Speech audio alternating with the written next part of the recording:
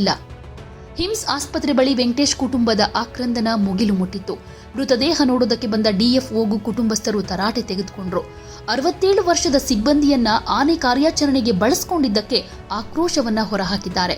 ಇಲಾಖೆಯಲ್ಲಿ ಶಿಸ್ತು ಕ್ರಮ ಇದ್ದಿದ್ರೆ ಹೀಗಾಗ್ತಿರ್ಲಿಲ್ಲ ಅನ್ನೋ ಆರೋಪ ಕೂಡ ಕೇಳ್ಬಂದಿದೆ. ಮುಂಜಾಗ್ರತಾ ಕ್ರಮವಾಗಿ ಯಾವುದೇ ಕ್ರಮ ವಹಿಸಿಲ್ಲ. 67 ವರ್ಷದ ನಮ್ಮ ತಂದೆಯನ್ನ ಕಾರ್ಯಾಚರಣೆಯಲ್ಲಿ ಬಳಸಿದ್ದೀರಾ. ನಮ್ಮ ಅಪ್ಪನನ್ನ ಬಿಟ್ಟು ಬೇರೆ ಯಾರೊಬ್ಬರಿಗೂ ಇಲ್ಲಿ ತನಕ ತರಬೇತಿ ಕೊಟ್ಟಿಲ್ಲ.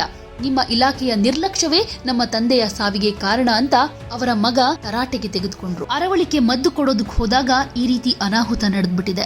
ವೆಂಕಟೇಶ್ ಅವರು ಈ ಹಿಂದೆ 10 ಆನೆಗಳನ್ನ ಸೆರೆ ಹಿಡಿಯೋ ವೇಳೆ ಅರವಳಿಕೆ ಮದ್ದನ್ನ ನೀಡಿದ್ದ ಅನುಭವ ಹೊಂದಿದ್ರು. ಆದ್ರೆ ಏಕಾಏಕಿ ಭೀಮ ಸಿಟ್ಟಿಗೆದ್ದು ಇವರ ಮೇಲೆ ಅಟ್ಯಾಕ್ ಮಾಡ್ಬಿಟ್ಟಿದೆ. ತಕ್ಷಣ ಅವರನ್ನ ಗಾಯಗೊಂಡಿದ್ದ ಭೀಮನ ಅಟ್ಯಾಕ್ನಿಂದ ಗಂಭೀರ ಸ್ಥಿತಿಗೆ ತಲುಪಿದ ವೆಂಕಟೇಶ್ ಅವರನ್ನ ಆಸ್ಪತ್ರೆಗೆ ಸೇರಿಸೋದಕ್ಕೆ ಕರ್ಕೊಂಡು ಹೋದ್ರೂ ಕೂಡ ಮಾರ್ಗ ಮಧ್ಯೆಯೇ ಸಾವನ್ನಪ್ಪಿದ್ದಾರೆ. ಇಂತಹ ಅನಾಹುತಕ್ಕೆ ಅರಣ್ಯ ಇಲಾಖೆಯ ನಿರ್ಲಕ್ಷ್ಯವೇ ಕಾರಣ ಅಂತ ಆರೋಪ ಕೇಳಿ ಬರ್ತಾ ಇದೆ.